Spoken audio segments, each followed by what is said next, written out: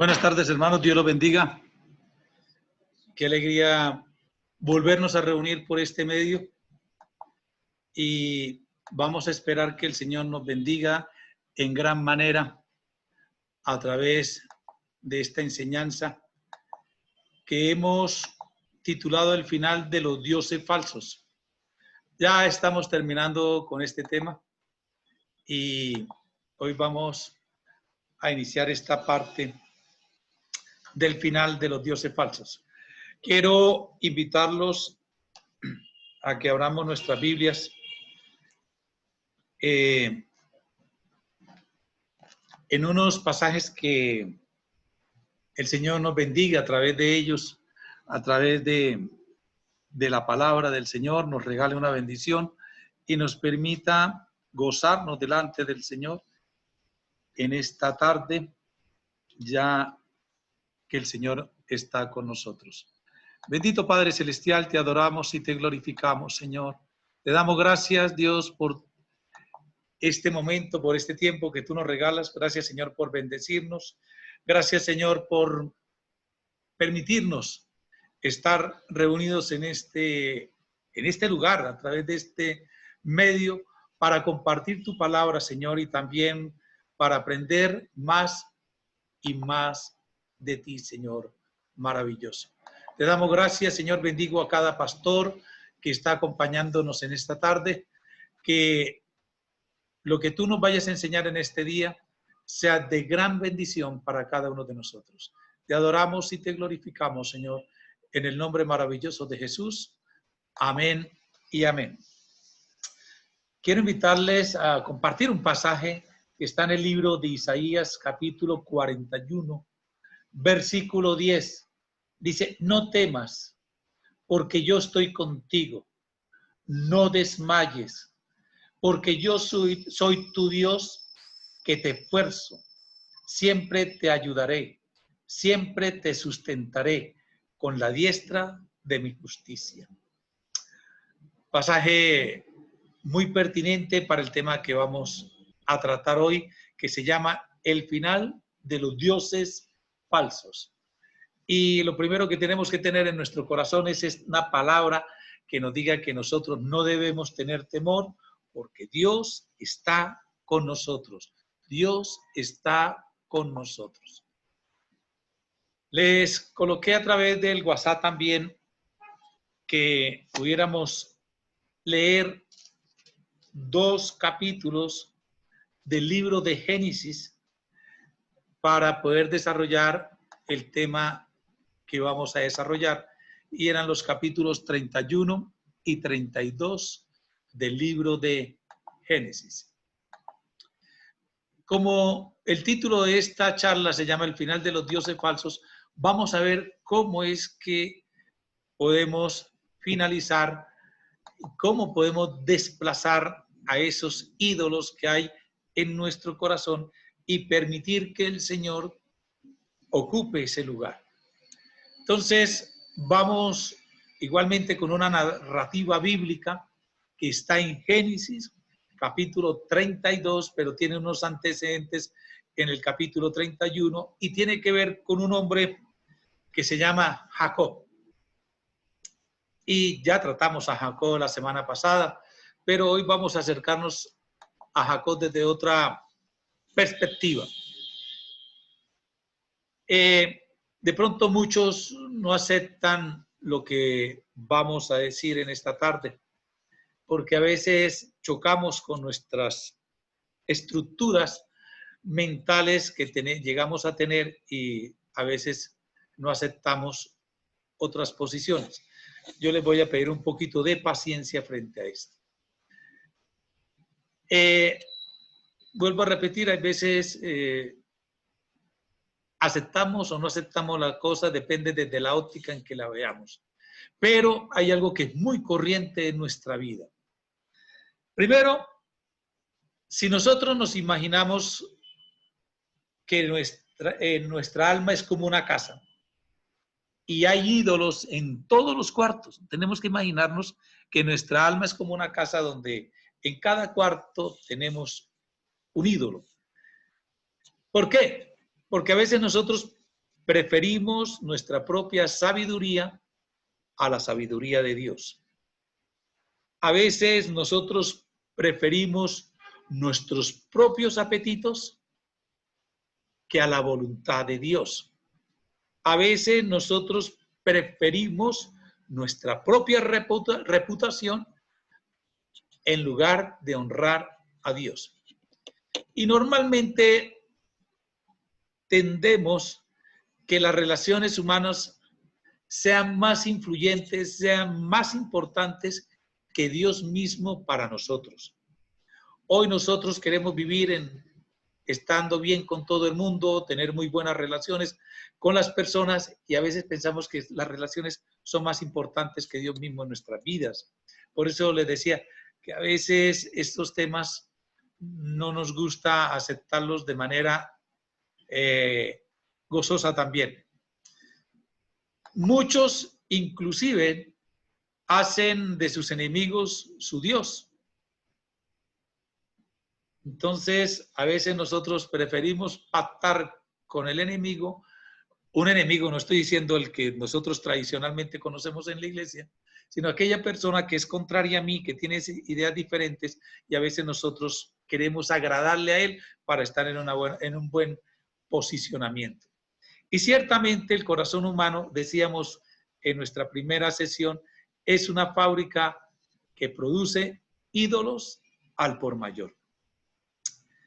¿Existe alguna esperanza frente a esto? Porque tal vez a estas alturas muchos estarán diciendo, bueno, pero tiene que haber una salida para este tema de la idolatría. Y sí, quiero decirle que sí, hay una esperanza, sí va a haber, sí tenemos una salida. Y si comenzamos nosotros a darnos cuenta de que no nos podemos limitar simplemente a quitar a nuestros ídolos. Es decir, aquí no se trata de que yo voy a tomar un ídolo y ¡pum! Lo saco y le doy una patada y lo saco de mi corazón. No, no, no, no. Es necesario que reemplazarlos. ¿Por qué? Porque si nosotros nos limitamos a tratar de arrancarlos de raíz, recuerde que usted así arranque una hierba, la arranque de raíz, la bote, queda un poquitico por allá y vuelve a crecer. En cambio, si yo sustituyo un cultivo, esa hierba no me vuelve a salir. Esa es como una enseñanza de la agricultura. Una de las formas de quitar la maleza es reemplazar la maleza por buenos cultivos. Entonces, imagínese que usted tiene una finca ganadera y en los potreros que llamamos está lleno de maleza. El ganado no se va a comer la maleza. Y usted así arranque la maleza, pero si usted no siembra pasto, la maleza vuelve a nacer. Lo mismo sucede con los ídolos. Necesitamos es que reemplazarlos. Si nosotros tratamos de arrancarlos, lo que nos va a suceder es que van a volver a nacer. ¿Con qué los podemos sustituir? ¿Con qué los podemos cambiar? Lógico, lo que usted piensa es solamente con Dios. Ahora, cuando nosotros nos referimos a Dios, no estamos hablando de una creencia en general de su existencia. La mayor parte de la gente sostiene esa creencia, que Dios existe. Y sin embargo, ¿cómo tienen el alma? Repleta de ídolos. ¿Repleta de qué? De ídolos. Lo que nosotros necesitamos es un encuentro con el Dios vivo. A veces me da pena referirme en el asunto así, porque hablarle a pastores, sé que ustedes todos los días tienen su altar familiar, todos los días se encuentran con Dios en la palabra. Pero hay una cosa que es definitiva y que usted debe tener clara, absolutamente clara. La única manera de que yo pueda sustituir a mis ídolos es tener un encuentro con Dios. Es tener un encuentro vivo con Dios. Es decir, tener un encuentro con Él. Les decía en una de las sesiones que tuvimos anteriormente, en una de las conferencias anteriores, cuando yo tengo un encuentro con Dios, no quedo igual. algo me tiene que pasar, algo tiene que suceder en mi vida. Yo no puedo decir que tengo un encuentro con Dios y sigo siendo el mismo Luis Eduardo Villamil. No, tiene que haber una transformación, tiene que haber un cambio. Cuando yo tengo un encuentro con Dios, tiene que haber transformación, tiene que haber cambio. Si no hay cambio, yo no he tenido un encuentro vivo con Dios. Y colocaba manera de ejemplo que tener un encuentro con Dios es como si yo me estrellara con una tractomula. No voy a quedar igual. Y vamos a ver a través de Jacob que él no queda igual. Hay un cambio, hay una transformación. Jacob hoy es tal vez la identificación que tengo con él. Me identifico con él y creo, no sé si tú te vayas a identificar con él, pero yo sí me identifico con él, porque como Jacob yo también creía en Dios. Como Jacob también creo en Dios. Pero como Jacob también necesitaba algo más para derrotar a los dioses falsos que me tienen esclavizado.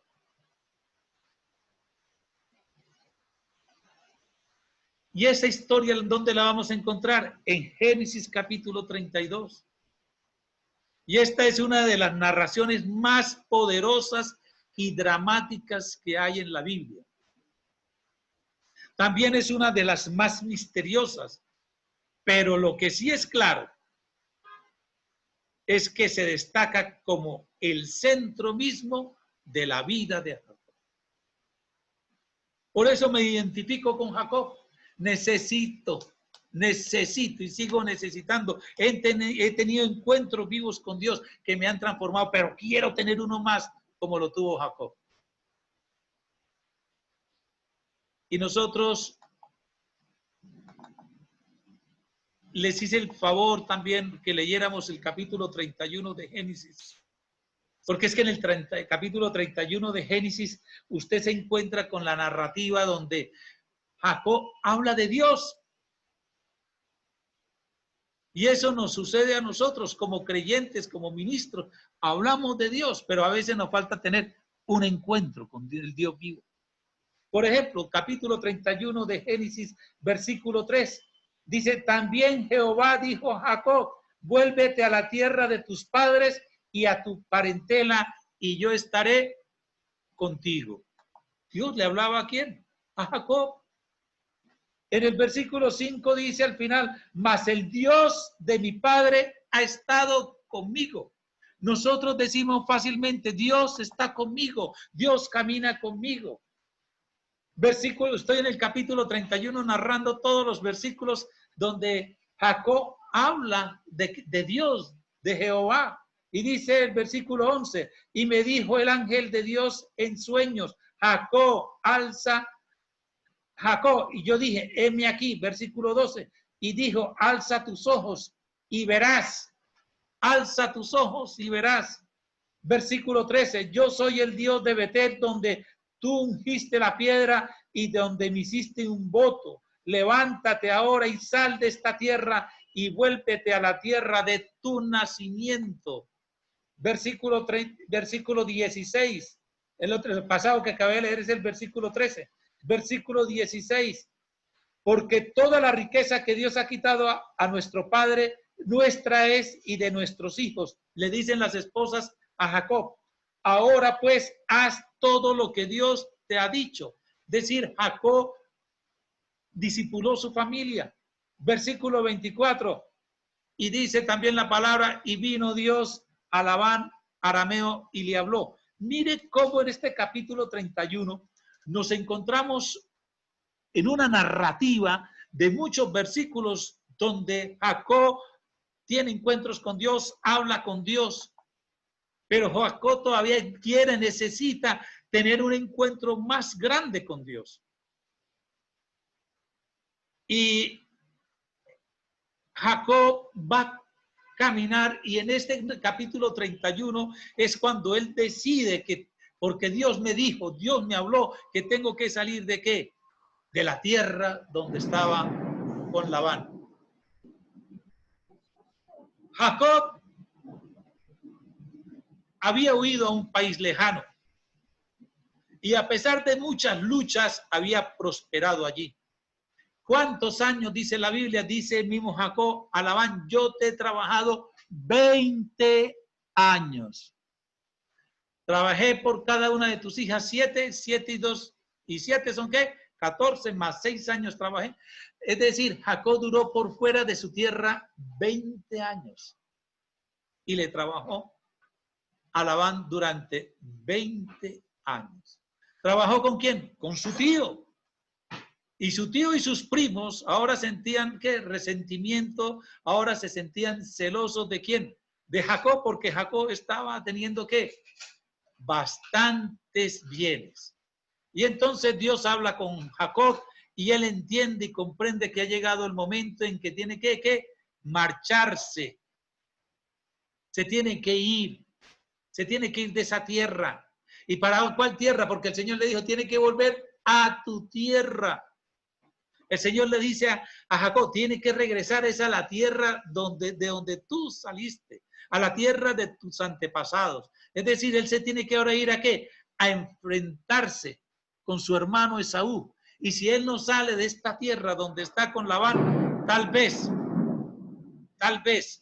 va a tener una serie de conflictos muy violentos con la familia de su suegro. Y él al final, repito, decide regresar a su tierra de origen con su numerosa familia, es decir, sus 2 esposas, Lea y Raquel, y todos sus criados, rebaños y ganados. El libro de Génesis presenta un relato secundario que tiene que ver con que Raquel, en el momento en que se van a ir, le roba a su papá unos ídolos que eran los ídolos familiares de Labán. ¿Por qué lo hizo Raquel? ¿Por qué ella, si, como leíamos en el versículo 16 del capítulo 31 de Jacob, ellas, tanto Raquel como Lea, le dicen a Jacob, haz como Dios te dijo, vámonos. Es decir, Jacob le había predicado a su familia. Entonces, ¿por qué ahora Raquel se lleva unos ídolos, los ídolos de su padre? ¿Por qué lo hizo? Y tal vez, aquí ya es especulación, se trataba como una especie de póliza de seguro espiritual. Es decir, ella de pronto pensaría que el Señor, si la dejaba de ayudar, ella pudiera tener alguna ayudita adicional. Miren que yo coloco a Raquel como una cristiana de una iglesia nuestra. Yo creo en Dios, pero por si acaso voy a tener tal cosa, por si acaso voy a hacer esto, por si acaso voy a hacer. Miren que nosotros nos deslizamos a veces de la luz hacia la oscuridad. Es decir, si Dios me llega a fallar, yo recurro ¿a qué? A mis viejos ídolos, a mis viejas ¿qué? Estrategias, a mis viejas ¿qué? Habilidades, a mis viejas ¿qué? Amistades. Mire. Sin embargo,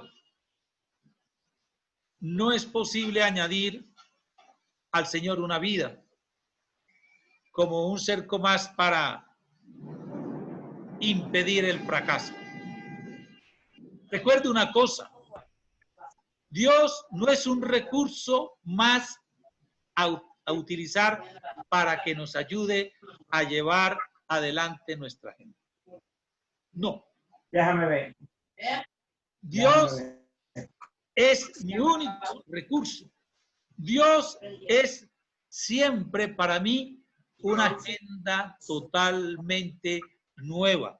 Para mí Dios siempre será mi plan A. No debo tener plan B, pero la mayoría de las personas, la mayoría de los creyentes tienen un plan ¿qué? Un plan B. Planes B no deben existir para nosotros. Siempre debe existir un plan A, que es el Señor Dios Todopoderoso. Raquel esto todavía no lo había podido ¿qué? Aprender. La familia que llevaría al mundo la salvación del Señor Dios Todopoderoso en el futuro tenía profundas fallas y necesitaba de la gracia de Dios. Y necesitaba de la gracia. Ahora, ya Jacob se va, hay un percance también en el capítulo 31 con Labán, no lo vamos a tocar por cuestiones de tiempo. Entonces vamos ya a pasar al capítulo 32, donde Jacob va acercándose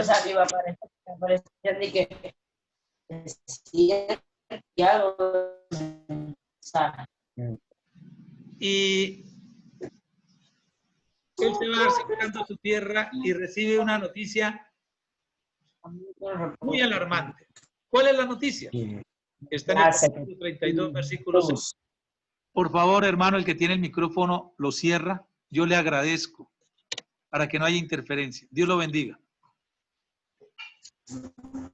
Y le traen una noticia a Jacob que le dicen, vinimos a tu hermano Esaú y él también viene a recibirte, pero con él vienen 400 hombres. Aquí Jacob quedó de una pieza. Es decir, los peores temores de Jacob ahora se le estaban convirtiendo en realidad.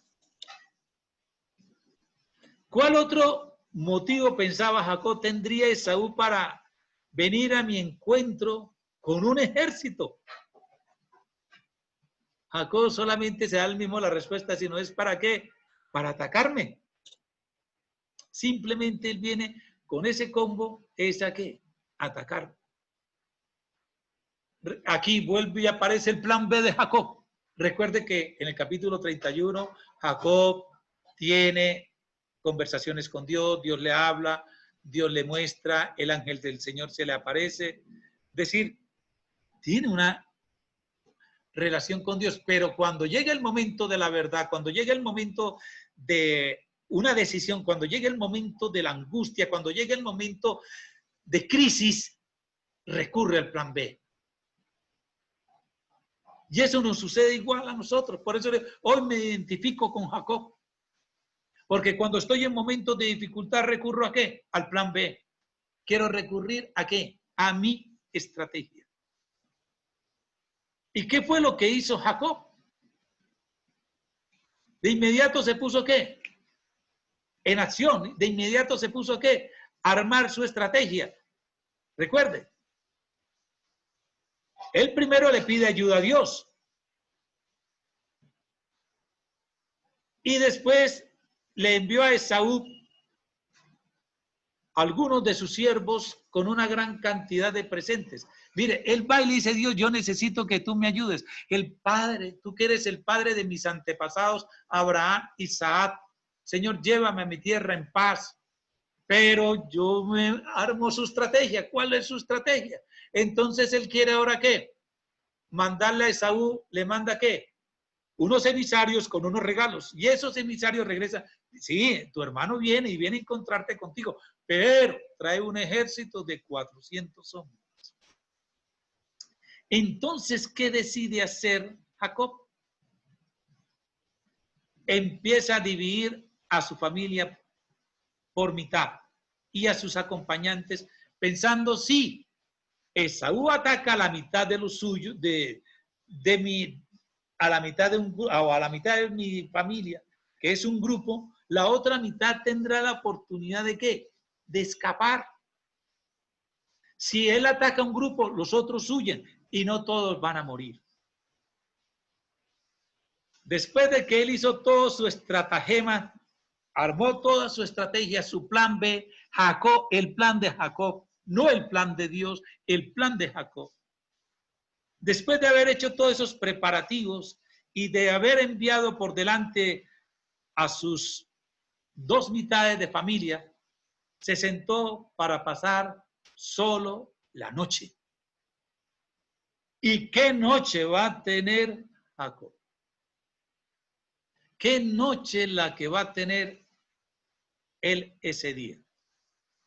Y es una noche, como decíamos al principio, en una narrativa que tiene el libro de Génesis bien delineada, donde es un pasaje dramático, es un pasaje también misterioso, porque yo creo que si estoy en los zapatos de Jacob, el drama que me voy a tener, mi hermano hace 20 años prometió que me iba a matar. Mi hermano hace 20 años prometió que me iba a quitar la vida. Mi hermano no ha sido capaz de perdonarme y viene a matarme. Pero yo voy a manejar mi estrategia. Yo sé que Dios está conmigo, pero yo voy a darle una ayuda a Dios. Entonces dividió su familia, un grupo para allá, el otro grupo para allá. Y si él ataca a uno, los otros pueden huir, por lo menos alguno que logre escapar. Jacob esa noche, cuando se queda solo, en su mente, en su pensamiento, él está diciendo, mañana va a ser el día definitivo de mi vida. Mañana es el día de mi vida. Mañana es el día donde voy a tener que saber para dónde voy. ¿Voy a estar con vida o voy a morir? Hay personas que a veces nos acostamos y sabiendo lo que nos viene por delante en el otro día, quisiéramos que ese día nunca llegara.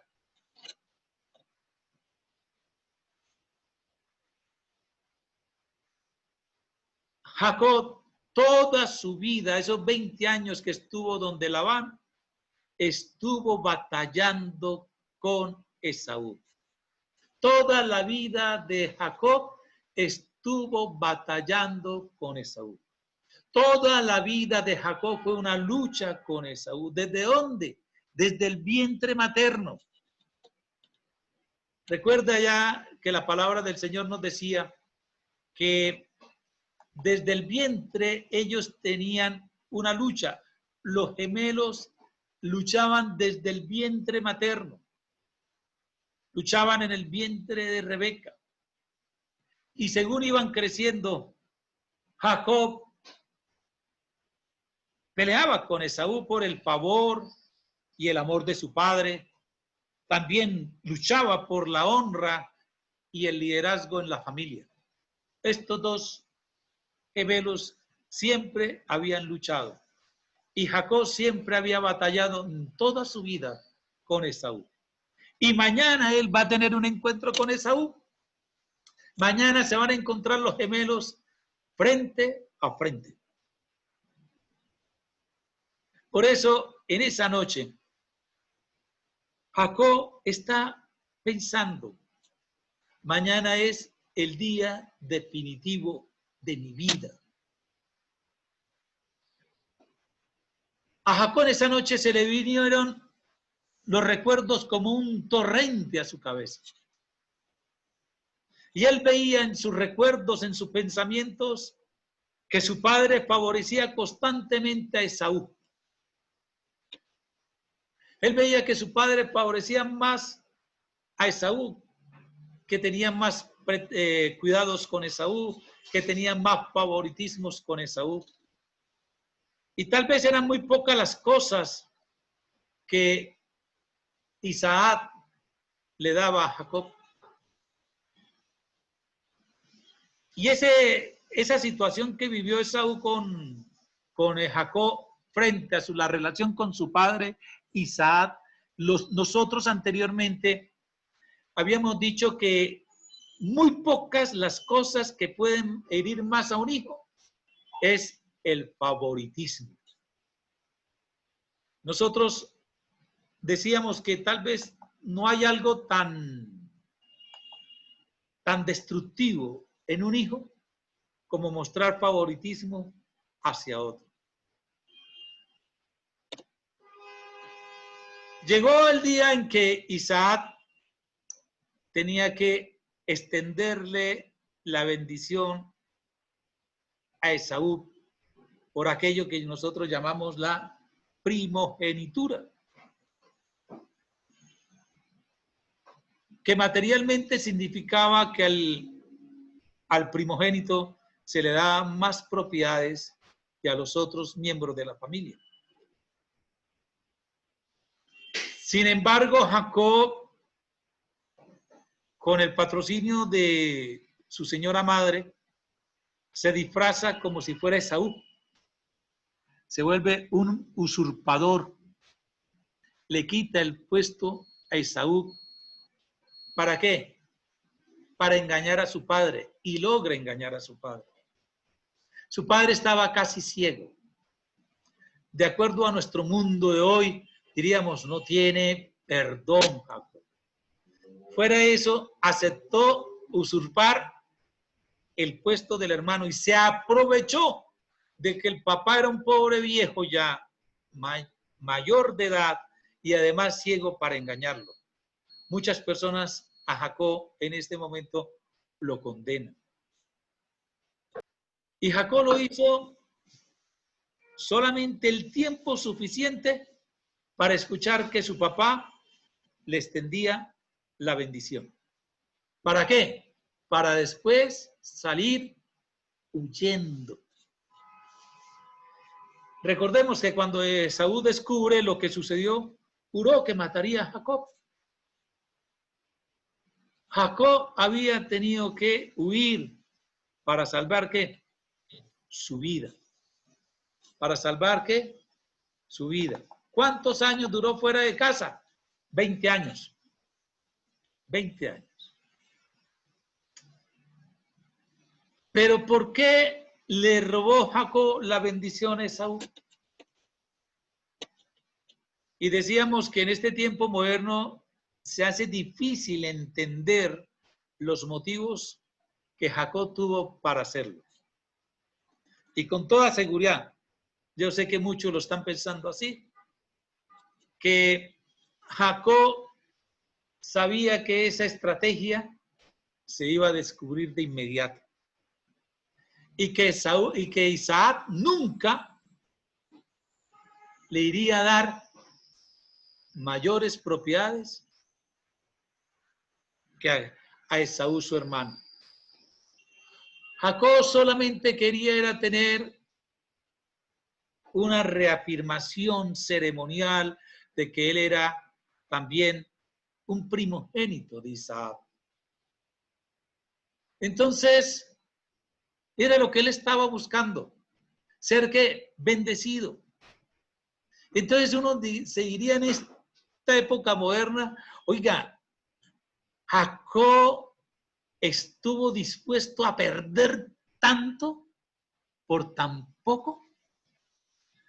Estuvo dispuesto a perder tanto el amor, el respeto de su hermano, el poder ver y crecer con sus señores padres, ver morir a su padre, ver morir a su madre y enterrarlos.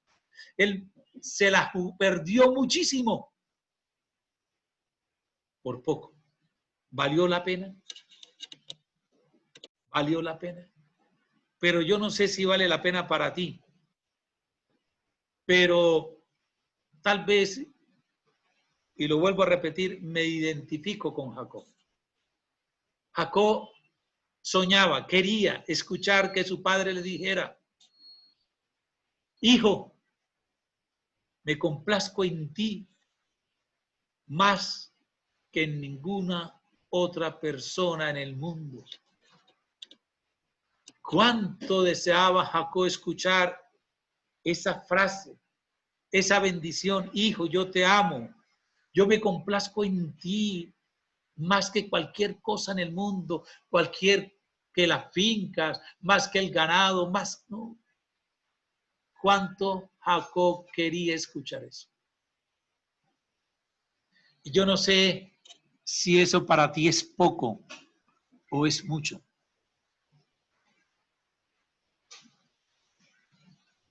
Jacob lo hizo porque él quería ser bendecido.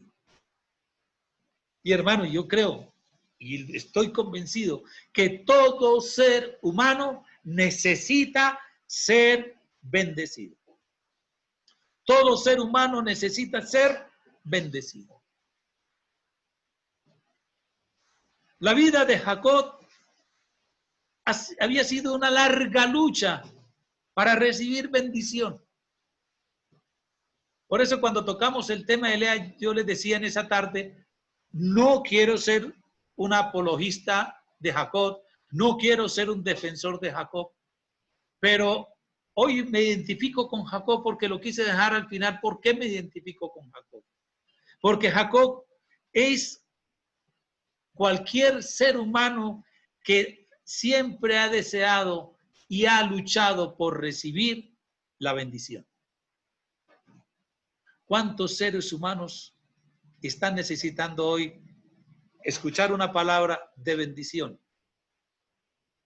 Y por eso Jacob luchó de una manera fuerte, excesiva, por recibir una bendición.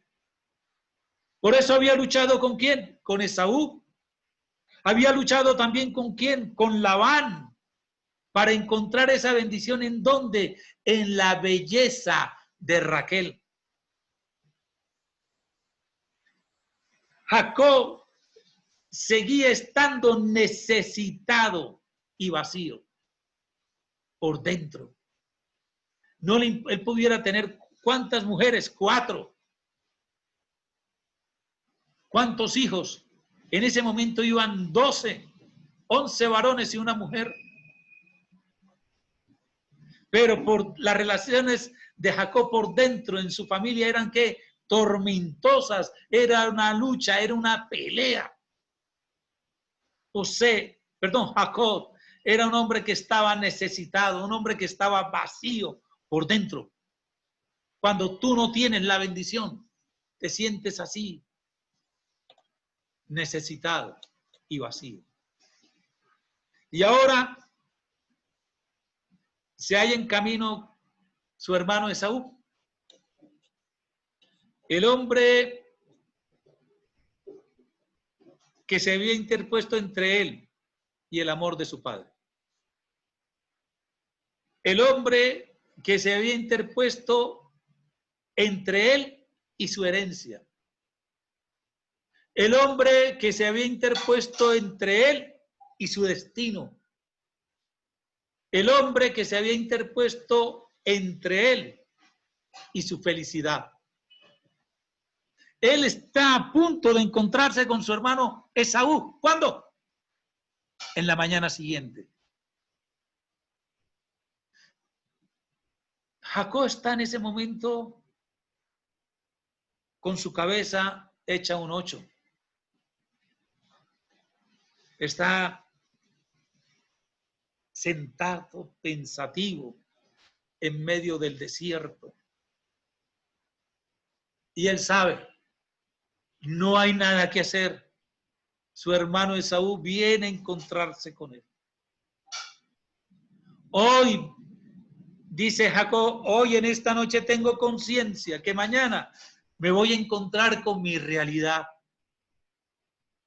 Hermanos, los espero a las 4:45. Dios los bendiga.